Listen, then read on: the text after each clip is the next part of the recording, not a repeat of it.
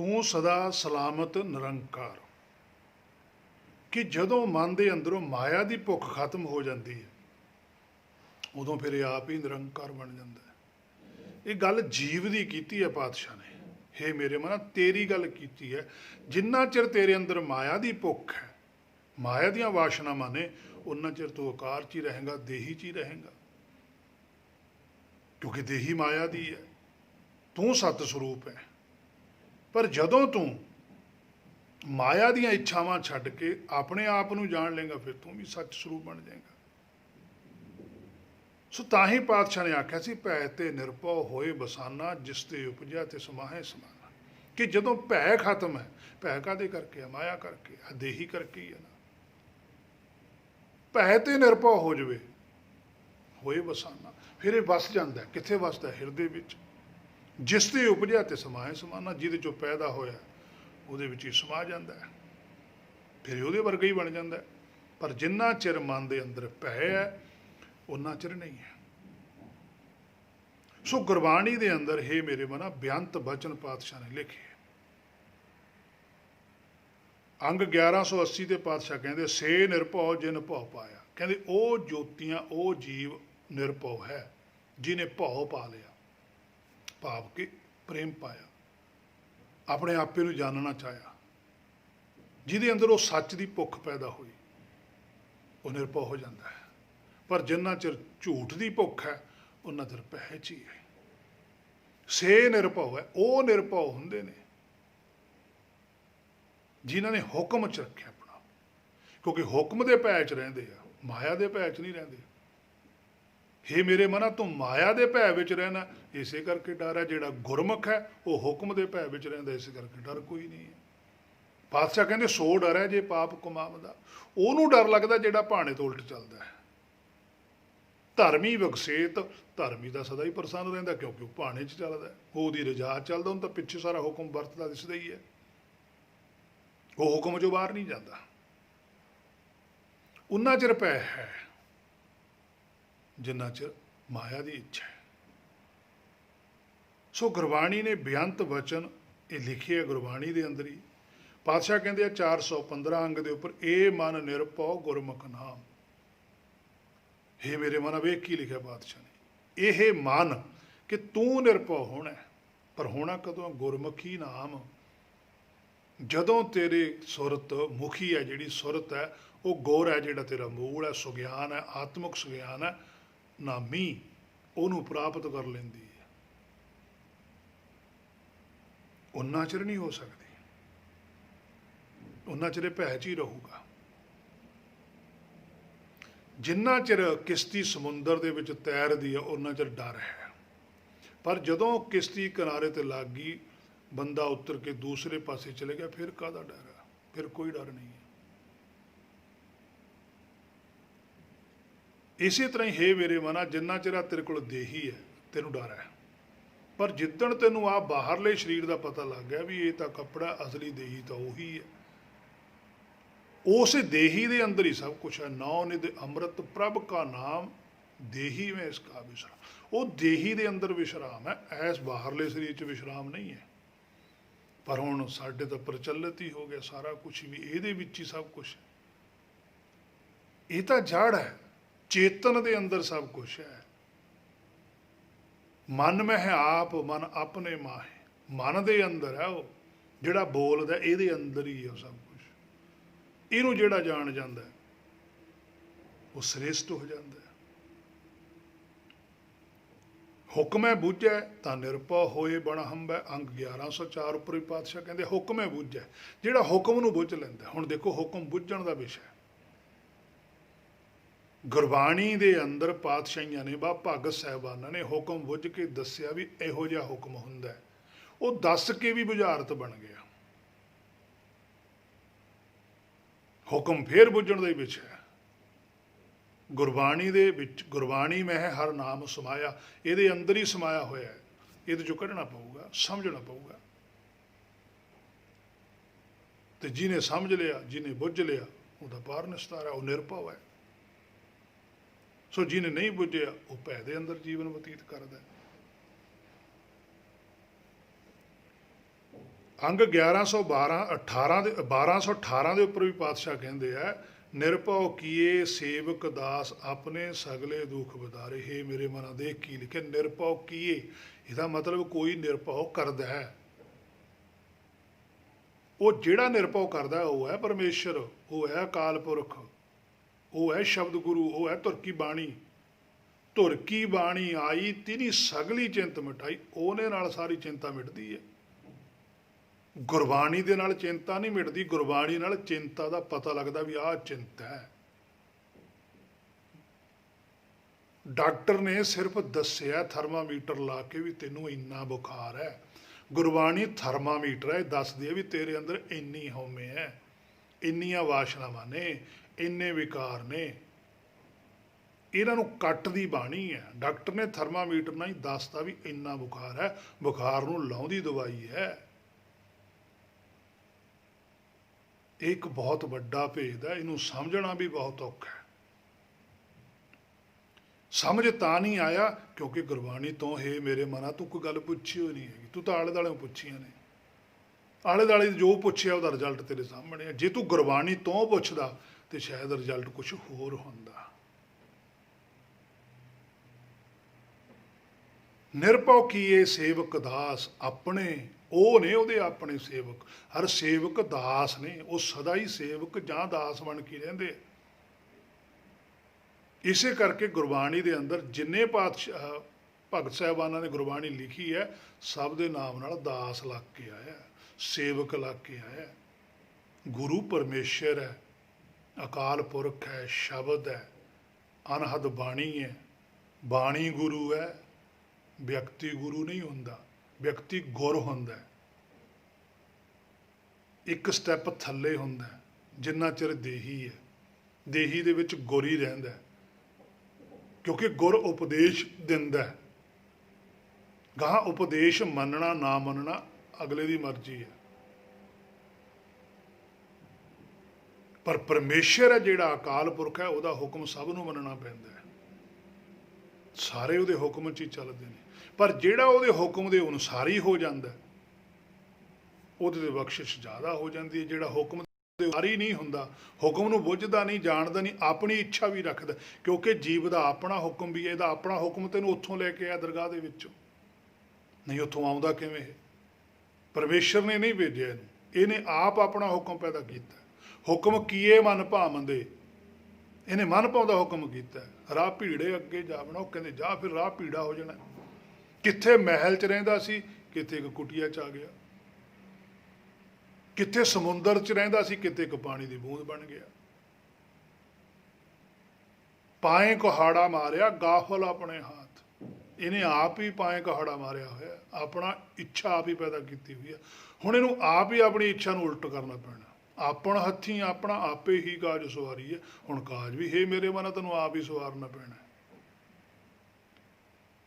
ਆਪਣਾ ਕਾਰਜ ਸਵਾਰਨ ਤੋਂ ਬਾਅਦ ਉਹਦੀ ਗਾਹਾਂ ਮਰਜ਼ੀ ਹੈ ਪਰਮੇਸ਼ਰ ਦੀ ਕਿ ਉਹ ਕੀ ਕਰਦਾ, ਉਹ ਲਾਸਟ ਹੈ। ਪਰ ਇਹਨੇ ਆਪਣਾ ਆਪ ਨੂੰ ਸ਼ੁੱਧ ਕਰਨਾ ਹੀ ਪਊਗਾ। ਆਤਮਾ ਪ੍ਰਾਤਮਾ ਇੱਕੋ ਕਰਨੀਆਂ ਪੈਣਗੀਆਂ। ਆਪ ਨੂੰ ਨਿਰਭਉ ਹੋਣਾ ਹੀ ਪਊਗਾ, ਆਪ ਨੂੰ ਨਿਰਵੈਰ ਹੋਣਾ ਹੀ ਪਊਗਾ, ਆਪ ਨੂੰ ਕਰਤਾ ਪੁਰਖ ਬਣਨਾ ਹੀ ਪਊਗਾ। ਆਪ ਨੂੰ ਹੀ ਆਪਣੇ ਸੱਤ ਨਾਮ ਸੱਚ ਦੀ ਸੋਝੀ ਆਉਣੀ ਲੈਣੀ ਪਊਗੀ। ਸ੍ਰੀ ਪਾਤਸ਼ਾਹ ਗੁਰੂ ਨਾਨਕ ਸਾਹਿਬ ਵੀ ਕਹਿੰਦੇ ਸਿੱਧ ਗੋਸ਼ਟ ਦੀ ਗੁਰਬਾਣੀ ਦੇ ਅੰਦਰ, ਭਰਤਰੀ ਬੋਲੇ ਸਤ ਸਰੂਪ ਪਰਮ ਤੱਤ ਮੈਂ ਰੇਖ ਨਾ ਰੂਪ। ਕਹਿੰਦੇ ਤੂੰ ਪਰਮ ਤੱਤ ਹੈ, ਤੇਰੇ 'ਚ ਤਾਂ ਕੋਈ ਰੇਖਾ ਰੂਪ ਹੈ ਹੀ ਨਹੀਂ ਕੁਛ ਵੀ, ਤੇਰਾ ਤਾਂ ਤੇਰੇ ਅੰਦਰ ਸਤ ਸਰੂਪ ਹੀ ਬੋਲਦਾ। ਫਿਰ ਤੂੰ ਆਪਣੇ ਆਪੇ ਨੂੰ ਕਿਉਂ ਨਹੀਂ ਜਾਣਦਾ? ਤੇਰੇ ਸਾਹਮਣੇ ਆ, ਕਹਿੰਦੇ ਅਸੀਂ ਆਪਣੇ ਆਪੇ ਨੂੰ ਜਾਣਿਆ, ਸਾਨੂੰ ਤਾਂ ਕੋਈ ਭੈ ਨਹੀਂ ਲੱਗਦਾ। ਪਰ ਤੂੰ ਭੈ 'ਚ ਕਿਉਂ? ਕਿਉਂਕਿ ਤੂੰ ਦੇਹੀ ਨਾਲ ਜੁੜਿਆ ਹੋਇਆ, ਕਿਉਂਕਿ ਤੂੰ ਇਸ ਦੇਹੀ ਨੂੰ ਬਚਾਉਣਾ ਚਾਹੁੰਦਾ ਵੀ ਮੈਂ ਇਹਦਾ ਸਾਹ ਰੋਕ ਕੇ ਰੱਖਾਂ, ਵੀ ਇਹ ਸਦੀਆਂ ਤੱਕ ਰਹੇ। ਕਹਿੰਦੇ ਕਿੰਨਾ ਕੁ ਚਿਰ ਇਹ ਤਨ ਜਾਏਗਾ, ਕਬ ਨੇ ਮਾਰਗ ਲਾਏ, ਕਹਿੰਦੇ ਚਲੇ ਜਾਣਾ, ਇਹ ਨਹੀਂ ਰਹਿਣਾ ਹੈਗਾ। ਸੋ ਜਿਹੜਾ ਅਸਲੀ ਤਨ ਹੈ ਉਹਦੀ ਸੋਝੀ ਕਰ, ਉਹ ਹੈ ਤੇਰੀ ਆਤਮਾ, ਉਹਨੇ ਸਦਾ ਰਹਿਣਾ, ਉਹ ਚਰਨਜੀਵੀ ਹੈ।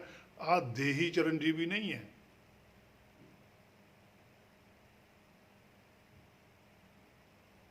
ਉਧਰ ਨੂੰ ਸੋਝੀ ਕਰ।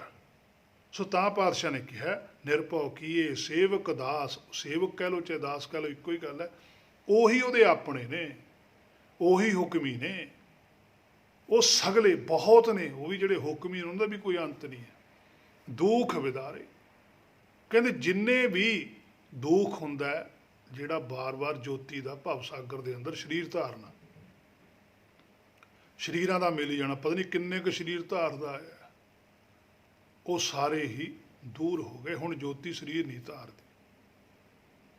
ਹੁਣ ਉਸੇ ਸੱਚਖੰਡ ਦੇ ਅੰਦਰ ਪਹਿਲੀ ਜਿਹੜੀ ਦੀ ਆਪਣੀ ਅਵਸਥਾ ਸੀ, ਸਤਨਾਮ ਤੇਰਾ ਪਰਾ ਪੂਰਬਲਾ, ਉਹ ਪਰਾ ਪੂਰਬਲਾ ਅਵਸਥਾ ਸੀ ਜਿਹੜੀ ਮਾਇਆ ਤੋਂ ਪਰੇ ਵਾਲੀ ਸੀਗੀ, ਉਹ ਪ੍ਰਾਪਤ ਹੋ ਗਈ ਸੱਚ ਸਰੂਪ ਬਣ ਕੇ ਹੁਣ ਸੱਚਖੰਡ ਵਿੱਚ ਸੋਭਾ ਪਾਉਂਦਾ ਹੈ। ਸੋ ਇਹ ਨਿਰਭਉ ਹੈ। ਸੋ ਪਿਛਲੀਆਂ ਵਿਚਾਰਾਂ ਵਿੱਚ ਮੈਂ ਇੱਕ ਵਿਚਾਰ ਕੀਤੀ ਸੀ ਮੂਲ ਮੰਤਰ ਬਾਰੇ। ਅੱਜ ਸਾਡੀ ਮੱਤ ਦੇ ਅੰਦਰ ਵੀ ਬੜਾ ਵੱਡਾ ਇਹ ਵਾਦ ਵਿਵਾਦ ਚੱਲਦਾ ਹੈ। ਕੋਈ ਕਹਿੰਦਾ ਵੀ ਮੂਲ ਮੰਤਰ ਏਕ ਓੰਕਾਰ ਤੋਂ ਲੈ ਕੇ ਨਾਨਕ ਹੋਸੀ ਵੀ ਸੱਚ ਤੱਕ ਹੈ। ਇੱਕ ਮੱਤ ਕਹਿੰਦੀ ਹੈ ਵੀ ਏਕ ਓੰਕਾਰ ਤੋਂ ਲੈ ਕੇ ਗੁਰਪ੍ਰਸਾਦ ਤੱਕ ਹੈ। ਉਹਨਾਂ ਨੇ ਆਪੋ ਆਪਣੇ ਪ੍ਰੂਫ ਦਿੱਤੇ ਕਿ ਦੇਖੋ ਜੀ ਏਕ ਓੰਕਾਰ ਤੋਂ ਗੁਰਪ੍ਰਸਾਦ ਤੱਕ ਜਿੰਨੀ ਵਾਰੀ ਵੀ ਗੁਰਬਾਣੀ ਚ ਆਉਂਦਾ ਮੰਗਲਾਚਰਨ ਉਹ ਸਾਰਾ ਇਹੀ ਆਉਂਦਾ। ਤੇ ਜਿਹੜੀਆਂ ਦੂਸਰੀਆਂ ਮੱਤਾਂ ਵਾਲੇ ਨੇ ਉਹ ਕਹਿੰਦੇ ਜੀ ਦੇਖੋ ਇੱਥੇ ਏਕਾ ਲੱਗਿਆ ਹੋਇਆ। ਉਹਨਾਂ ਨੇ ਵੀ ਆਪਣੇ ਪ੍ਰੂਫ ਦਿੱਤੇ ਵੀ ਫਲਾਣੇ ਥਾਂ ਤੇ ਲਿਖਿਆ ਹੋਇਆ, ਫਲਾਣੇ ਥਾਂ ਤੇ ਲਿਖਿਆ। ਇਸ ਤਰ੍ਹਾਂ ਦਾ ਦੋਨਾਂ ਦਾ ਹੀ ਆਪਸ ਵਿੱਚ ਵਾਦ ਵਿਵਾਦ ਚੱਲਦਾ, ਅਜੇ ਤੱਕ ਕੋਈ ਫੈਸਲਾ ਨਹੀਂ ਹੋਇਆ। ਸੰਤ ਸਿੰਘ ਜੀ ਮਸਕੀਨ, ਉਹਨਾਂ ਦੀ ਤੁਸੀਂ YouTube ਦੇ ਉੱਪਰ ਸਰਚ ਕਰਕੇ ਦੇਖ ਸਕਦੇ ਹੋ ਮੂਲ ਮੰਤਰ ਦੀ ਵਿਆਖਿਆ। ਉਹਦੇ ਵਿੱਚੋਂ ਇੱਕ ਗੱਲ ਕਹਿੰਦੇ ਆ ਕਿ ਜਿਹੜਾ ਮੂਲ ਮੰਤਰ ਹੈ ਉਹ ਏਕ ਓੰਕਾਰ ਤੋਂ ਲੈ ਕੇ ਗੁਰਪ੍ਰਸਾਦ ਤੱਕ ਹੈ, ਕਿ ਜਿਹੜੀਆਂ ਮੱਤਾਂ ਦੇ ਲੋਕ ਨਾਨਕ ਹੋਸੀ ਵੀ ਸੱਚ ਤੱਕ ਮੰਨਦੇ ਨੇ, ਤੇ ਮੈਨੂੰ ਇੰਝ ਜਾਪਦਾ ਕਿ ਉਹਨਾਂ ਦੀ ਬੁੱਧੀ ਵਿੱਚ ਕਮੀ ਹੈ, ਉਹਨਾਂ ਨੂੰ ਵਿਆਕਰਨ ਬਾਰੇ ਨਹੀਂ ਪਤਾ। ਤੁਸੀਂ ਜ਼ਰੂਰ ਸੁਣੋ ਉੱਥੋਂ ਕਿਤੇ ਜਾ ਕੇ, ਨੈੱਟ ਦੇ ਉੱਪਰ ਉਹਨਾਂ ਨੇ ਪਾਇਆ ਹੋਇਆ। ਉਹਨਾਂ ਨੇ ਹੁਣ ਇਹ ਗੱਲ ਆਖਦੀ ਵੀ ਇਹਨਾਂ ਨੂੰ ਵਿਆਕਰਨ ਬਾਰੇ ਨਹੀਂ ਪਤਾ। ਸੋ ਇਸ ਤਰ੍ਹਾਂ ਦਾ ਇੱਕ ਝਗੜਾ ਸਾਡੇ ਚੱਲਦਾ ਹੈ, ਅਰੇ ਇਹ ਝਗੜਾ ਚੱਲਦਾ ਹੀ ਰਹੇਗਾ। ਕਿਉਂ? ਕਿਉਂਕਿ 10ਵੇਂ ਪਾਤਸ਼ਾਹ ਦਾ ਵਚਨ ਹੈ, ਆਪ ਆਪਣੀ ਬੁੱਧ ਹੈ ਜੇਤੀ ਵਰਨਤ ਭਿੰਨ ਭਿੰਨ ਤੋਇ ਦੇਤੀ, ਕਿ ਜਿੰਨਾ ਚਿਰ ਤੁਸੀਂ ਬ੍ਰਹਮ ਦੀ ਗੱਲ ਆਪਣੀ ਮੱਤ ਦੁਆਰਾ ਕਰੋਗੇ ਤਾਂ ਤੁਹਾਡਾ ਜਿਹੜਾ ਵਰਣਨ ਕੀਤਾ ਹੋਊਗਾ ਭਿੰਨ ਭਿੰਨ ਹੋਊਗਾ। ਇਹ ਸਭ ਤੋਂ ਵੱਡਾ ਪ੍ਰੂਫ ਹੈ ਗੁਰਮਤਿ ਦੇ ਅੰਦਰ ਕਿ ਜੋ ਗੱਲ ਸ੍ਰੀ ਪਾਤਸ਼ਾਹ ਰਾਹ ਪ੍ਰਹਲਾਦ ਜੀ ਨੇ ਕੀਤੀ ਸੀ, ਧਰੂ ਜੀ ਨੇ ਕੀਤੀ, ਉਹੀ ਗੱਲ ਸਵੈਮ 10ਵੇਂ ਪਾਤਸ਼ਾਹ ਨੇ ਵੀ ਕੀਤੀ ਹੈ। ਇੱਕੋ ਹੀ ਗੱਲ ਹੈ, ਕਿਉਂਕਿ ਇਹਨਾਂ ਦੀ ਮੱਤ ਇੱਕ ਸੀ, ਇਹਨਾਂ ਦੇ ਪਿੱਛੇ ਗੁਰੂ ਇੱਕ ਹੈ। ਅੱਜ ਸਾਡੇ ਕੋਲ ਗੁਰੂ ਪਤਾ ਨਹੀਂ ਕਿੰਨੇ ਕਿੰਨੇ, ਸਭ ਦੀ ਮੱਤ ਹੀ ਅਸੀਂ ਅਡਾਪਟ ਕਰੀ ਬੈਠੇ, ਅਸੈਪਟ ਕਰੀ ਬੈਠੇ। ਇਸੇ ਕਰਕੇ ਸਾਡੇ ਅੰਦਰ ਹੈ ਮੇਰੇ ਮਨਾ ਤੇਰੇ ਅੰਦਰ ਵਿਕਾਸ ਨਹੀਂ ਪੈਦਾ ਹੁੰਦਾ, ਪ੍ਰਗਾਸ ਤਾਂ ਹੀ ਨਹੀਂ ਹੋ ਰਿਹਾ ਕਿ ਤੂੰ ਹਰ ਇੱਕ ਦੀ ਗੱਲ, ਤੂੰ ਉਹਦੀ ਵੀ ਗੱਲ ਸਹੀ ਹੈ, ਉਹਦੀ ਵੀ ਗੱਲ ਸਹੀ ਹੈ, ਫਿਰ ਝੂਠ ਕੀ ਹੈ? ਕੋਈ ਪਟੰਤਰਾ ਨਹੀਂ ਹੈ। ਹੇ ਮੇਰੇ ਮਨਾ ਗੁਰਬਾਣੀ ਦੇ ਵਿੱਚ ਵਚਨ ਆਇਆ, ਗੁਰ ਕੀ ਮਾਤੋਂ ਲੇਹ ਇਆਨੇ, ਕਿ ਹਰ ਵੇਲੇ ਇਹਦੇ ਅੱਗੇ ਅਣਜਾਣ ਬਣ ਕੇ ਰਹਿ। ਗੁਰ ਕੀ ਮੱਤ ਲੈਣੀ ਸੀਗੀ, ਆਪਣੇ ਮੂਲ ਦੀ ਸਿੱਖਿਆ ਲੈਣੀ ਹੈ। ਭਗਤੀ ਬਿਨਾਂ ਵਾ ਡੁੱਬੇ ਸਿਆਣੇ, ਕਹਿੰਦੇ ਉਸ ਭਗਤੀ ਤੋਂ ਬਿਨਾਂ ਤਾਂ ਫਿਰ ਡੁੱਬ ਜਾਂਦੇ ਆ ਵੱਡੇ ਵੱਡੇ ਸਿਆਣੇ। ਸਿਆਣੇ ਲਿਖਿਆ, ਜਿਹੜਾ ਸਿਆਣਾ ਹੁੰਦਾ ਡੁੱਬਦਾ ਹੀ ਡੁੱਬਦਾ, ਕਿਉਂਕਿ ਉਹ ਆਪਣੀ ਮੱਤ ਅੱਗੇ ਰੱਖਦਾ। ਜਿਹੜਾ ਇਆਣਾ ਹੁੰਦਾ ਉਹ ਸਦਾ ਹੀ ਗੁਰ ਕੀ ਮੱਤ ਅੱਗੇ ਰੱਖਦਾ, ਵੀ ਜੋ ਗੁਰ ਨੇ ਕਿਹਾ ਮੈਂ ਤਾਂ ਉਹ ਮੰਨਣਾ। ਸੰਸਾਰ ਜੋ ਕੁਛ ਮਰਜ਼ੀ ਮੰਨੇ, ਉਹ ਸੰਸਾਰ ਦੀ ਰਿਸਪੌਂਸਿਬਿਲਿਟੀ ਹੈ, ਮੇਰੀ ਨਹੀਂ ਹੈ। ਮੇਰੇ ਕੋਲ ਗੁਰਬਾਣੀ ਹੈ, ਮੈਂ ਤਾਂ ਗੁਰਬਾਣੀ ਦੀ ਗੱਲ ਮੰਨਣੀ ਹੈ, ਜੋ ਗੁਰਬਾਣੀ ਕਹਿ ਰਹੀ ਹੈ ਮੈਂ ਤਾਂ ਉਹ ਮੰਨਣੀ, ਬਸ ਇਸ ਤੋਂ ਅੱਗੇ ਨਹੀਂ ਹੈ। ਨਾ ਮੇਰਾ ਕੋਈ ਆਪਣਾ ਅਨੁਭਵ ਹੈ, ਨਾ ਕੋਈ ਮੇਰਾ ਆਪਣਾ ਤਜਰਬਾ ਹੈ ਕਿ ਮੇਰੇ ਨਾਲ ਇਸ ਤਰ੍ਹਾਂ ਹੋ ਰਿਹਾ। ਜੋ ਗੁਰਬਾਣੀ ਕਹਿ ਰਹੀ ਹੈ ਮੈਂ ਤਾਂ ਉਹ ਕਹਿ ਰਿਹਾ ਵੀ ਦੇਖੋ ਜੀ ਗੁਰਬਾਣੀ 'ਚ ਲਿਖਤ ਹੈ, ਗੁਰਬਾਣੀ ਇਹਨੂੰ ਨਿਰਭਉ ਮੰਨਦੀ ਹੈ, ਇਹਨੂੰ ਕਰਤਾ ਪੁਰਖ ਮੰਨਦੀ ਹੈ। ਸੋ ਮੂਲ ਮੰਤਰ ਦਾ ਇਹ ਬੜਾ ਵੱਡਾ ਵਿਵਾਦ ਚੱਲਦਾ ਹੈ। ਉਹਦੇ ਲਈ ਬੜੀਆਂ ਸਾਖੀਆਂ ਵੀ ਪ੍ਰਚਲਿਤ ਨੇ, ਆਪਾਂ ਨੇ ਸਾਰੀਆਂ ਸੁਣੀਆਂ ਹੀ ਹੋਈਆਂ ਨੇ। ਕੋਈ ਕੁਛ ਕਹਿ ਰਿਹਾ, ਕੋਈ ਕੁਛ ਕਹਿ ਰਿਹਾ। ਜਦੋਂ ਗੁਰਬਾਣੀ ਤੋਂ ਪੁੱਛਿਆ ਵੀ ਸੱਚੇ ਪਾਤਸ਼ਾਹ ਤੁਸੀਂ ਕੋਈ ਰਾਹ ਪਾਓ, ਤੁਸੀਂ ਕੋਈ ਸੋਝੀ ਪਾਓ, ਤਾਂ ਫਿਰ ਗੁਰਬਾਣੀ ਨੇ ਜਿਹੜੀ ਕਰਾਮਾਤ ਵਰਤੀ ਉਹ ਮੈਂ ਤੁਹਾਡੇ ਸਾਹਮਣੇ ਪੇਸ਼ ਕਰ ਦਿੰਦਾ ਕਿ ਗੁਰਬਾਣੀ ਦੇ ਅੰਦਰ ਓਅੰਕਾਰ ਸ਼ਬਦ ਸਭ ਤੋਂ ਪਹਿਲਾਂ ਕਬੀਰ ਸਾਹਿਬ ਨੇ ਵਰਤਿਆ। ਪਰ ਸਾਡੇ ਸਾਖੀ ਪ੍ਰਚਲਿਤ ਹੈ ਕਿ ਗੁਰੂ ਨਾਨਕ ਸਾਹਿਬ ਸੱਚਖੰਡ 'ਚ ਗਏ, ਉੱਥੋਂ ਜਾ ਕੇ ਪਰਮੇਸ਼ਰ ਨੇ ਇਹਨਾਂ ਨੂੰ ਗੁਰਪ੍ਰਸਾਦ ਤੱਕ ਮੰਤਰ ਦਿੱਤਾ। ਫਿਰ ਇਹਨਾਂ ਨੇ ਆ ਕੇ ਜਪ ਕੀਤਾ, ਜਪ ਕਰਕੇ ਫਿਰ ਇਹਨਾਂ ਨੇ ਆਸਾ ਜੁਗਾ ਸੱਚ ਲਿਖਿਆ। ਉਹ ਇਸ ਤਰ੍ਹਾਂ ਦੀ ਸਾਖੀ ਭਾਈ ਵਾਲੇ ਵਾਲੀ ਸਾਖੀ ਜਿਹੜੀ ਪ੍ਰਚਲਿਤ ਹੈ ਉਹਦੇ ਵਿੱਚ ਉਹੀ ਸੁਣਾਈ ਜਾਂਦੀ ਹੈ, ਪਰ ਇਹਦਾ ਆਧਾਰ ਗੁਰਬਾਣੀ 'ਚ ਕੋਈ ਨਹੀਂ ਹੈ। ਤੇ ਜਦੋਂ ਗੁਰਬਾਣੀ ਤੋਂ ਪੁੱਛੋਗੇ ਫਿਰ ਆਧਾਰ ਕੁਝ ਹੋਰ ਨਿਕਲਦਾ। ਸੋ ਗੁਰਬਾਣੀ ਦੇ ਅੰਦਰ 340 ਅੰਗ ਦੇ ਉੱਪਰ ਕਬੀਰ ਸਾਹਿਬ ਕਹਿੰਦੇ ਓੰਕਾਰ ਆਦਿ ਮੈਂ ਜਾਣਾ, ਲਿਖਾ ਨਵੇਟੇ ਤਾਹੇ ਨ ਮਾਨਾ। ਉਹ ਕਹਿੰਦੇ ਮੈਂ ਜਾਣਦਾ ਓੰਕਾਰ ਨੂੰ। ਇਹਦਾ ਮਤਲਬ ਓੰਕਾਰ ਸ਼ਬਦ ਪਹਿਲਾਂ ਆ ਗਿਆ। 337 ਅੰਗ ਦੇ ਉੱਪਰ ਵੀ ਪਾਤਸ਼ਾਹ ਕਹਿੰਦੇ ਆ ਗੁਰਪ੍ਰਸਾਦ ਐਸੀ ਬੁੱਧ ਸਮਾਨੀ, ਕਿ ਗੁਰਪ੍ਰਸਾਦ ਸ਼ਬਦ ਵੀ ਉੱਥੇ ਫਿਰ ਆ ਗਿਆ, ਪਹਿਲਾਂ ਹੀ ਕਬੀਰ ਸਾਹਿਬ ਨੇ ਵਰਤ ਲਿਆ। ਅੰਗ 325 ਉੱਪਰ ਵੀ ਆਉਂਦਾ ਨਿਰਭਉ ਕਵਨ ਸੋ ਘਰ ਜੋ ਨਿਹਚੋ ਕਹੀ ਹੈ। ਹੁਣ ਉੱਥੇ ਵੀ ਸ਼ਬਦ ਪਹਿਲਾਂ ਆ ਗਿਆ, ਨਿਰਭਉ ਕਹੀ ਹੈ, ਹੁਣ ਉੱਥੇ ਨਿਰਭਉ ਸ਼ਬਦ ਵੀ ਆ ਗਿਆ। ਇਹ ਤਾਂ ਹੁਣ ਗੁਰੂ ਨਾਨਕ ਸਾਹਿਬ ਤੋਂ ਪਹਿਲਾਂ ਹੋਏ ਨੇ ਭਗਤ ਸਾਹਿਬਾਨ। 337 ਅੰਗ ਦੇ ਉੱਪਰ ਵੀ ਵਚਨ ਆਉਂਦਾ ਕਿਆ ਜਪ ਕਿਆ ਤਪ ਸੰਜਮੋ ਕਿਆ ਵਰਤ ਕਿਆ ਇਸ਼ਨਾਨ। ਹੁਣ ਜਪ ਸ਼ਬਦ ਵੀ ਪਹਿਲਾਂ ਆ ਗਿਆ। 694 ਅੰਗ ਦੇ ਉੱਪਰ ਵੀ ਰਵਿਦਾਸ ਪਾਤਸ਼ਾਹ ਕਹਿੰਦੇ ਕਹਿ ਰਵਿਦਾਸ ਨਾਮ ਤੇਰੋ ਆਰਤੀ ਸਤਨਾਮ ਹੈ ਹਰ ਭੋਗ ਤੁਹਾਰੇ। ਹੁਣ ਸਤਨਾਮ ਸ਼ਬਦ ਵੀ ਪਹਿਲਾਂ ਆ ਗਿਆ। ਸ੍ਰੀ ਸੈਣ ਜੀ ਪਾਤਸ਼ਾਹ ਕਹਿੰਦੇ ਆ ਅੰਗ 695 ਦੇ ਉੱਪਰ ਮਦਨ ਮੂਰਤ ਪੈਤਾਰ ਗੋਬਿੰਦੇ, ਉੱਥੇ ਮੂਰਤ ਸ਼ਬਦ ਵੀ ਪਹਿਲਾਂ ਆ ਗਿਆ। ਉੱਥੇ ਮਦਨ ਆ ਗਿਆ, ਇੱਥੇ ਅਕਾਲ ਮੂਰਤ ਹੈ। ਅਕਾਲ ਮੂਰਤ ਤੇ ਮਦਨ 'ਚ ਕੋਈ ਫਰਕ ਨਹੀਂ ਹੈ। 346 ਅੰਗ ਦੇ ਉੱਪਰ ਬਚਨ ਆਉਂਦਾ ਬਹੁ-ਬਿਧ ਧਰਮ ਨਿਰੂਪੀ ਹੈ ਕਰਤਾ ਦੀਸੈ ਸਭ ਕੋਏ। ਸਭ ਸੋਏ, ਸਾਰੇ ਪਾਸੇ ਉਹਦੀ ਸੋਭਾ, ਉਹ ਵੀ ਕਰਤਾ ਸ਼ਬਦ ਵੀ ਪਹਿਲਾਂ ਆ ਗਿਆ। ਅੰਗ 331 ਦੇ ਉੱਪਰ ਵੀ ਪਾਤਸ਼ਾਹ ਕਹਿੰਦੇ ਕੌਣ ਕੋ ਪੁਰਖ ਕੌਣ ਕੀ ਨਾਰੀ, ਪੁਰਖ ਸ਼ਬਦ ਵੀ ਪਹਿਲਾਂ ਆ ਗਿਆ। ਕਬੀਰ ਸਾਹਿਬ ਜੀ ਕਹਿੰਦੇ ਆਦਿ ਪੁਰਖ ਮੈਂ ਰਹਿ ਸਮਾਏ, ਆਦਿ ਪੁਰਖ ਕਰਤਾ ਪੁਰਖ, ਸਾਰੇ ਸ਼ਬਦ ਪਹਿਲਾਂ ਆ ਚੁੱਕੇ ਆ, ਸਾਰੇ ਹੀ ਭਗਤਾਂ ਨੇ ਲਿਖੇ ਆ।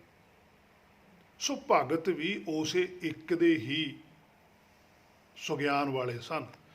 ਜਿੰਨਾ ਚਿਰ ਇੱਕ ਹੋਇਆ ਹੀ ਨਹੀਂ ਜਾਂਦਾ ਉਨਾ ਚਿਰ ਧੁਰ ਕੀ ਬਾਣੀ ਪ੍ਰਗਟ ਹੁੰਦੀ ਹੋਈ ਨਹੀਂ ਹੈ। ਸ਼ਬਦ ਗੁਰੂ ਪ੍ਰਗਟ ਹੁੰਦਾ ਹੀ ਨਹੀਂ। ਇੱਕ ਹੋਣਾ ਬਹੁਤ ਜ਼ਰੂਰੀ ਹੈ। ਇੱਕ ਹੋਣ ਤੋਂ ਬਾਅਦ ਸਾਰੀ ਖੇਡ ਵਰਤਦੀ ਹੈ, ਜੋ ਪਾਤਸ਼ਾਹੀਆਂ ਨਾਲ ਜਾਂ ਭਗਤ ਸਾਹਿਬਾਨਾਂ ਨਾਲ ਵਰਤੀ ਹੈ। ਇੱਕ ਹੋਏ ਤਾਂ, ਇੱਕ ਹੋਏ ਤਾਂ, ਇੱਕ ਹੋਊਗਾ ਤਾਂ ਉੱਗਵੈ, ਫੇਰ ਉੱਗਣਾ। ਉੱਗਣਾ ਕੀ ਹੈ? ਧੁਰ ਕੀ ਬਾਣੀ ਆਈ ਤਿਨੀ ਸਗਲੀ ਚਿੰਤ ਮਿਟਾਈ। ਉਹ ਸਾਰੇ ਸੱਚਖੰਡ ਦੀ ਇੱਛਾ ਹੈ, ਉਹ ਹੈ ਧੁਰ ਕੀ ਬਾਣੀ। ਜਦੋਂ ਉਹ ਹਿਰਦੇ 'ਚ ਆਉਂਦੀ ਆ ਫੇਰ ਸਾਰੀ ਚਿੰਤਾ ਮਿਟਦੀ ਹੈ। ਗੁਰਬਾਣੀ ਤਾਂ ਸਿਰਫ ਚਿੰਤਾ ਦੱਸਦੀ ਹੈ ਕਿ ਤੈਨੂੰ ਆਹ ਚਿੰਤਾ ਹੈ। ਜਿਵੇਂ ਡਾਕਟਰ ਨੇ ਥਰਮਾਮੀਟਰ ਲਾ ਕੇ ਦੱਸਦਾ ਵੀ ਤੈਨੂੰ ਇੰਨਾ ਬੁਖਾਰ ਹੈ। ਥਰਮਾਮੀਟਰ ਇਲਾਜ ਨਹੀਂ ਕਰਦਾ ਹੁੰਦਾ। ਥਰਮਾਮੀਟਰ ਨੇ ਦੱਸਿਆ ਇਲਾਜ ਕਰਨਾ, ਦਵਾਈ ਨਹੀਂ। ਗੁਰਬਾਣੀ ਨੇ ਦੱਸਿਆ ਵੀ ਤੇਰੇ ਅੰਦਰ ਹਉਮੈ ਬਹੁਤ ਹੈ। ਗੁਰਬਾਣੀ ਸਾਡੇ ਅੰਦਰ ਮੀਟਰ ਥਰਮਾਮੀਟਰ ਦੀ ਤਰ੍ਹਾਂ ਕੰਮ ਕਰਦੀ ਹੈ। ਸਾਡੇ ਅੰਦਰ ਦੱਸਦੀ ਹੈ ਕਿ ਕਿੰਨੀ ਹਉਮੈ ਹੈ, ਕਿੰਨਾ ਹੰਕਾਰ ਹੈ, ਕਿੰਨੀ ਦੁਬਿਧਾ ਹੈ, ਕਿੰਨੀ ਈਰਖ ਹੈ, ਕਿੰਨੀਆਂ ਕਾਮ ਵਾਸ਼ਨਾਵਾਂ ਨੇ, ਕੀ ਕੁਛ ਹੈ ਤੇਰੇ ਅੰਦਰ। ਉਹ ਸਾਰਾ ਕੁਛ ਗੁਰਬਾਣੀ ਨੇ ਦੱਸਿਆ ਹੈ। ਤੇ ਜਿਹੜਾ ਗੁਰਬਾਣੀ ਤੋਂ ਪੁੱਛ ਲੈਂਦਾ ਇਹ ਚੀਜ਼, ਉਹ ਫਿਰ ਉਹਦੀ ਭਾਈ ਦਵਾਈ ਵੀ ਲੈਂਦਾ ਹੈ। ਜੇ ਡਾਕਟਰ ਕੋਲ ਚਲੇ ਗਿਆ ਮਰੀਜ਼, ਡਾਕਟਰ ਨੇ ਦੱਸਤਾ ਵੀ ਤੈਨੂੰ ਇੰਨਾ ਬੁਖਾਰ ਹੈ, ਤਾਂ ਉਹ ਮਰੀਜ਼ ਕਹੂਗਾ ਡਾਕਟਰ ਨੂੰ ਵੀ ਦਵਾਈ ਦੇ। ਪਰ ਹੇ ਮੇਰੇ ਮਨਾ, ਤੂੰ ਤਾਂ ਇਹ ਗੱਲ ਕਦੇ ਕਹਿੰਦੇ ਹੀ ਨਹੀਂ। ਤੂੰ ਤਾਂ ਆਪਣੇ ਆਪ ਹੀ ਕਹੀ ਜਾਣਾ ਮੈਂ ਤਾਂ ਨਾਮ ਜਪਦਾ। ਤੂੰ ਨਾਮ ਨਹੀਂ ਜਪਦਾ ਹੈਗਾ। ਜੇ ਤੂੰ ਨਾਮ ਜਪਦਾ ਹੁੰਦਾ ਤਾਂ ਨਾਮ ਜਪਣ ਵਾਲਿਆਂ ਦੀ ਤਾਂ ਨਿਸ਼ਾਨੀ ਕੋਈ ਹੋਰ ਹੈ। ਉਹਨਾਂ ਦਾ ਜਨਮ ਮਰਨ ਕੱਟਿਆ ਜਾਂਦਾ। ਗੁਰਬਾਣੀ ਸਿੱਧੀ ਕਹਿੰਦੀ ਹੈ ਹਉਮੈ ਨਾਵੇ ਨਾਲ ਵਿਰੋਧ ਹੈ, ਦੋਏ ਨਾ ਵਸੈ ਇੱਕ ਠਾਏ। ਹੇ ਮੇਰੇ ਮਨਾ ਦੇ ਜਵਾਬ ਕਿ ਜਿਹਦੇ ਕੋਲ ਨਾਮ ਉਹਦੇ ਅੰਦਰ ਤਾਂ ਹਉਮੈ ਨਹੀਂ ਹੈ। ਪਰ ਤੈਨੂੰ ਤਾਂ ਹਜੇ ਤੱਕ ਇਹ ਵੀ ਨਹੀਂ ਪਤਾ ਵੀ ਹਉਮੈ ਹੁੰਦੀ ਕੀ ਹੈ। ਉਹ ਆਪਣੇ ਅੰਦਰ ਝਾਤੀ ਮਾਰ। ਸੋ ਬਾਣੀ ਹੈ ਜਿਹੜੀ, ਉਹ ਦਵਾਈ ਹੈ। ਸੋ ਅਸੀਂ ਜਿੰਨਾ ਚਿਰ ਗੁਰਬਾਣੀ ਤੋਂ ਪੁੱਛ ਕੇ ਨਹੀਂ ਚੱਲਦੇ, ਗੁਰਬਾਣੀ ਦੇ ਅਨੁਸਾਰ ਨਹੀਂ ਚੱਲਦੇ, ਉਨਾ ਚਿਰ ਵਿਕਾਸ ਹੋਣਾ ਬਹੁਤ ਔਖਾ ਹੈ। ਹਾਂ, ਆਪਣਾ ਸੰਸਾਰੀ ਗੱਲਾਂ ਬਹੁਤ ਜ਼ਿਆਦਾ ਸਾਡੇ ਅੰਦਰ ਵਸ ਸਕਦੀਆਂ ਨੇ। ਸੰਸਾਰ ਦੇ ਵਿੱਚ ਅਸੀਂ ਬਹੁਤ ਕੁਝ ਕਰ ਸਕਦੇ ਹਾਂ, ਪਰ ਸੱਚੇ ਦੀ ਦਰਗਾਹ ਵਿੱਚ ਨਹੀਂ ਇਹੋ ਜਿਹਾ ਕੁਝ ਜਾਣਾ। ਉੱਥੇ ਤਾਂ ਸੱਚ ਤੇ ਗੱਲ ਨਿਬੜਨੀ ਹੈ। ਕਿਉਂਕਿ ਪਾਤਸ਼ਾਹੀਆਂ ਨੇ ਜਾਂ ਭਗਤ ਸਾਹਿਬਾਨ ਨੇ ਇਹੀ ਕਹਿਣਾ ਵੀ ਅਸੀਂ ਤੁਹਾਨੂੰ ਦੱਸੋ ਗੁਰਬਾਣੀ 'ਚ ਕਦੋਂ ਲਿਖ ਕੇ ਆਏ ਵੀ ਇਹ ਮੂਲ ਮੰਤਰ ਇੱਥੋਂ ਤੱਕ ਹੈ। ਅਸੀਂ ਤਾਂ ਕਿਤੇ ਨਹੀਂ ਲਿਖਿਆ। ਇਹ ਤਾਂ ਫਿਰ ਤੁਸੀਂ ਆਪਣੀ ਮੱਤ ਵਰਤ ਕੇ ਵਰਤ ਲਿਆ ਵੀ ਮੂਲ ਮੰਤਰ ਇੱਥੋਂ ਤੱਕ ਹੈ, ਬਾਕੀ ਕੀ ਹੈ ਫਿਰ। ਇਹ ਮੇਰੇ ਮਨ ਹੁਣ ਤੂੰ ਗੁਰਬਾਣੀ ਤੋਂ ਪੁੱਛ, ਗੁਰਬਾਣੀ ਕੀ ਕਹਿੰਦੀ ਆ। 146 ਅੰਗ 56 ਅੰਗ ਦੇ ਉੱਪਰ ਪਾਤਸ਼ਾਹ ਕਹਿੰਦੇ ਆ ਗੌੜੀ ਚੇਤੀ ਮਹੱਲਾ ਪਹਿਲਾ। ਗੁਰੂ ਨਾਨਕ ਸਾਹਿਬ ਹੀ ਕਹਿੰਦੇ ਆ। ਔਰ ਦੇਖੋ ਕੀ ਕਹਿੰਦੇ, ਗੌੜੀ ਚੇਤੀ। ਗੌੜੀ ਦਾ ਭਾਵ ਹੁੰਦਾ ਵੀ ਮੇਰੀ ਗੱਲ ਨੂੰ ਪੂਰੀ ਗੌਰ ਨਾਲ ਸੁਣਿਓ ਔਰ ਚੇਤੇ ਰੱਖਿਓ ਇਸ ਗੱਲ ਨੂੰ। ਚੇਤੀ ਕਿ ਪੂਰੇ ਚੇਤੇ ਵਿੱਚ ਵਸਾ ਕੇ ਰੱਖਿਓ ਇਹ ਗੱਲ, ਭੁੱਲ ਨਾ ਜਾਇਓ ਕਿਤੇ। ਕਿਉਂਕਿ ਮਨ ਸਮਝਾਵਣ ਕਾਰਨੇ ਕਛੁਕ ਬੜੀ ਹੈ ਗਿਆਨ। ਮਨ ਨੂੰ ਸਮਝਾਉਣਾ ਹੈ, ਮਾਇਆ ਚੋਂ ਬਾਹਰ ਲੈ ਕੇ ਜਾਣਾ ਇਹਨੂੰ ਕੱਢ ਕੇ। ਗੌੜੀ ਚੇਤੀ ਮਹੱਲਾ ਪਹਿਲਾ। ਇਹ ਸਰੀਰ ਦੇ ਅੰਦਰ ਜਿਹੜਾ ਬਾਹਰ ਤੁਹਾਨੂੰ ਦੀਂਦਾ, ਮੈਂ ਇਹਦੇ ਅੰਦਰੋਂ ਖੜ ਕੇ ਬੋਲਦਾ, ਇੱਕ ਹੋ ਕੇ ਬੋਲਦਾ। ਜਦੋਂ ਮੈਂ ਇੱਕ ਹੋਇਆ ਫਿਰ ਬੋਲਿਆ। ਹਉ ਬੁਲਾਇਆ ਬੋਲੇ ਖਸਮ ਦਾ। ਕੀ ਬੋਲਦੇ ਆ?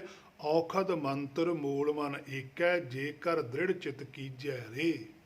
ਆਹੇ ਔਖਦ ਮੰਤਰ ਮੂਲ, ਜਿਹੜਾ ਮੂਲ ਹੈ ਸਾਡਾ ਉਹ ਹੈ ਪ੍ਰਾਤਮਾ। ਉਹਨੂੰ ਭਰਮ ਦੀ ਬਿਮਾਰੀ ਲੱਗੀ ਹੋਈ ਹੈ। ਭਰਮ ਦੀ ਬਿਮਾਰੀ ਕੀ ਲੱਗ ਗਈ? ਹਉਮੈ ਲੱਗ ਗਈ। ਹਉਮੈ 'ਚ ਕੀ ਕਰ ਲਿਆ? ਮੈਂ ਪੈਦਾ ਕਰ ਲਈ, ਮਨ ਪੈਦਾ ਕਰ ਲਿਆ। ਮਨ ਨੂੰ ਉਸ ਬਾਹਰ ਕੱਢਣ ਵਾਸਤੇ ਮਾਇਆ ਦੇ ਵਿੱਚੋਂ ਮੰਤਰ ਦਿੰਦੇ ਆ ਕਿ ਆਪਣੀ ਜਿਹੜੀ ਤੂੰ ਸੋਚ ਪੈਦਾ ਕੀਤੀ ਹੈ, ਸੋਚ ਖਤਮ ਕਰ। ਉਹ ਔਖਦ ਦਿੱਤੀ ਹੈ, ਦਵਾਈ ਦਿੱਤੀ ਹੈ, ਮੰਤਰ ਦਿੱਤੀ ਹੈ, ਸਿੱਖਿਆ। ਮੂਲ ਨੂੰ ਸਿੱਖਿਆ ਦਿੱਤੀ ਜਾਂਦੀ ਹੈ। ਕੀ ਸਿੱਖਿਆ ਦਿੱਤੀ ਹੈ? ਕਿ ਮਨ ਇੱਕ ਹੈ, ਕਿ ਮਨ ਦਾ ਨਾਲ ਏਕਾ ਕਰ। ਆਪਣੇ ਮਨ ਨੂੰ ਸ਼ੁੱਧ ਕਰ, ਏਕਾ ਕਰ। ਦੋਨੇ ਜਾਣੇ ਇੱਕ ਹੋਵੋ ਤੁਸੀਂ। ਜੇ ਤੂੰ ਆਪਣੇ ਮਨ ਨੂੰ ਆਪਣੇ ਮੂਲ ਨੂੰ ਜੋੜ ਲਵੇਂ, ਇੱਕ ਕਰ ਲਵੇਂ, ਆਤਮਾ ਪ੍ਰਾਤਮਾ ਇੱਕ ਕਰ ਲਵੇਂ, ਦ੍ਰਿੜ ਚਿੱਤ ਕੀਜੈ ਰੇ। ਕਹਿੰਦੇ ਇਹ ਗੱਲ ਦ੍ਰਿੜ ਕਰ ਲਵੇਂ, ਫਿਰ ਤੂੰ ਚਿੱਤ ਹੋ ਜਾਏਗਾ, ਭਾਵ ਕਿ ਤੂੰ ਉਸ ਹੁਕਮ ਦੇ ਅੱਗੇ ਹਾਰ ਜਾਏਗਾ। ਫਿਰ ਤੂੰ ਝੁਕ ਜਾਏਗਾ। ਉਨਾ ਚਿਰ ਤੂੰ ਝੁਕਣਾ ਨਹੀਂ ਹੈ। ਜਨਮ ਜਨਮ ਕੇ ਪਾਪ ਕਰਮ ਕੇ ਕਾਟਨ ਹਾਰਾ ਲੀਜੈ। ਕਹਿੰਦੇ ਜਿਹੜਾ ਜਨਮ ਜਨਮ ਕੇ ਪਾਪ ਨੇ, ਪਾਪ ਕੇ ਤੇਰਾ ਬਾਰ-ਬਾਰ ਸਰੀਰ ਧਾਰਨ ਦਾ ਕਾਰਨ ਕੀ ਹੈ? ਪਾਪ ਹੈ। ਪਾਪ ਕੀ ਹੁੰਦਾ? ਭਾਣੇ ਦਾ ਵਿਰੋਧ ਕਰਨਾ, ਆਪਣੀ ਇੱਛਾ ਅੱਗੇ ਰੱਖਣੀ, ਮਾਇਆ ਨਾਲ ਹੀ ਜੁੜੇ ਰਹਿਣਾ। ਇਹ ਪਾਪ ਹੈ ਸੱਚਖੰਡ ਵਾਲਾ। ਸੰਸਾਰ 'ਚ ਪਾਪ ਪੁੰਨ ਹੋਰ ਹੈ, ਸੱਚਖੰਡ ਦੇ ਅੰਦਰ ਪਾਪ ਪੁੰਨ ਹੋਰ ਹੈ। ਇਹ ਵੀ ਬਹੁਤ ਵੱਡਾ ਮਸਲਾ ਹੈ ਗੁਰਬਾਣੀ ਦੇ ਅੰਦਰ। ਸੋ ਜਦੋਂ ਕਿਤੇ ਉੱਥੇ ਵਿਚਾਰ ਆ ਗਿਆ ਆਪਾਂ ਜ਼ਰੂਰ ਕਰਾਂਗੇ ਉਹ ਵੀ ਗੱਲ। ਪਾਪ ਕਰਮ ਕੇ, ਦੇਖੋ ਪਾਪ ਕਰਮ ਕੇ, ਕਰਮ ਹੁੰਦੀ ਹੈ ਸੋਚ। ਕਿਰਤ ਕਰਮ ਕੇ ਵਿਛੜੇ ਕਰ ਕਿਰਪਾ ਮੇਲੋ ਰਾਮ। ਉੱਥੇ ਕਿਰਤ ਕਰਮ ਲਿਖਦਾ ਤੇ ਪਾਪ ਕਰਮ ਲਿਖਤਾ। ਕਾਟਨ ਹਾਰਾ ਲੀਜਾ, ਕਹਿੰਦੇ ਉਹ ਚੀਜ਼ ਪ੍ਰਾਪਤ ਕਰ ਜਿਹੜਾ ਇਹਨੂੰ ਕੱਟ ਦੇਵੇ, ਤੇਰੇ ਭਾਣੇ ਨੂੰ ਖਤਮ ਕਰ ਦੇਵੇ। ਤੂੰ ਗੁਰ ਕੇ ਭਾਣੇ ਵਿੱਚ ਆ ਜਾਵੇਂ, ਹੁਕਮ ਵਿੱਚ ਆ ਜਾਵੇਂ, ਹੁਕਮ ਨੂੰ ਬੁੱਝ ਲਵੇਂ। ਮਨ ਏਕੋ ਸਾਹਿਬ ਭਾਈ ਰੇ। ਹੇ ਮੇਰੇ ਮਨਾ, ਤੂੰ ਇਹ ਗੱਲ ਮੰਨ ਲੈ ਵੀ ਜਿਹੜਾ ਤੇਰਾ ਸਾਹਿਬ ਹੈ ਨਾ, ਮੂਲ ਹੈ ਤੇਰਾ, ਉਹ ਇੱਕੋ ਹੈ। ਉਹਦੇ ਨਾਲ ਹੀ ਏਕਾ ਕਰ ਲੈ ਤੂੰ। ਉਹੀ ਤੇਰਾ ਸਾਹਿਬ ਹੈ, ਹੋਰ ਨਹੀਂ ਕੋਈ ਸਾਹਿਬ ਹੈ। ਅੰਗ 674 ਉੱਪਰ ਵੀ ਪਾਤਸ਼ਾਹ ਕਹਿੰਦੇ ਆ ਔਖਦ ਮੰਤਰ ਮੂਲ ਮਨ ਏਕੈ, ਮਨ ਵਿਸ਼ਵਾਸ ਪ੍ਰਭ ਧਾਰਿਆ। ਕਹਿੰਦੇ ਜਦੋਂ ਔਖਦ ਮੰਤਰ ਮਿਲਿਆ, ਦਵਾਈ ਮਿਲੀ, ਸਿੱਖਿਆ ਮਿਲੀ ਮੂਲ ਨੂੰ ਕਿ ਮੇਰਾ ਤਾਂ ਮਨ ਮਾਇਆ ਵਿੱਚ ਫਸਿਆ ਹੋਇਆ ਹੈ, ਮੈਂ ਤਾਂ ਚੇਤਨ ਸਰੂਪ ਹੈ, ਮੈਂ ਮਾਇਆ ਨਾਲ ਜੁੜ ਗਿਆ, ਮੇਰਾ ਤਾਂ ਸਾਰਾ ਜੀਵਨ ਹੀ ਖਤਮ ਹੋ ਜੂ। ਫਿਰ ਉਹ ਪਿੱਛੇ ਮੋੜਿਆ ਉਹਨੇ ਮਨ ਨੂੰ ਵੀ ਨਹੀਂ। ਮਨ ਦੇ ਅੰਦਰ ਵਿਸ਼ਵਾਸ ਧਾਰਨ ਕਰ ਲਿਆ, ਮੂਲ ਨੇ ਆਪਣੇ ਅੰਦਰ ਪੱਕਾ ਵਿਸ਼ਵਾਸ ਕਰ ਲਿਆ। ਪ੍ਰਭ ਧਾਰਿਆ ਚਰਨ ਰੇਨ ਵਾਛੈ ਨਿਤ ਨਾਨਕ। ਫਿਰ ਚਰਨ ਰੇਨ ਹੈ ਜਿਹੜੀ ਉਹ ਵਾਛੈ ਨਿਤ ਨਾਨਕ। ਨਿਤ ਨਾਨਕ ਜੀ, ਨਾਨਕ ਜੀ ਕਹਿੰਦੇ ਫਿਰ ਮੈਨੂੰ ਨਿਤ ਚਰਨ ਰੇਨ। ਚਰਨ ਰੇਨ ਕੀ ਹੁੰਦੀ ਹੈ? ਸੱਚਖੰਡ ਦੀ ਬਾਣੀ, ਧੁਰ ਕੀ ਬਾਣੀ, ਸਾਹਿਬ ਮੇਰਾ ਨੀਤ ਨਵਾਂ। ਫਿਰ ਚਰਨ ਰੇਨ ਆਈ, ਸੱਚਖੰਡ ਦੀ ਜਿਹੜੀ ਬਾਣੀ ਆਈ ਉਹ ਆਈ, ਧੁਰ ਕੀ ਬਾਣੀ। ਫਿਰ ਉਹਨੇ ਸਾਰੀ ਚਿੰਤਾ ਮਿਟਾਈ ਹੈ।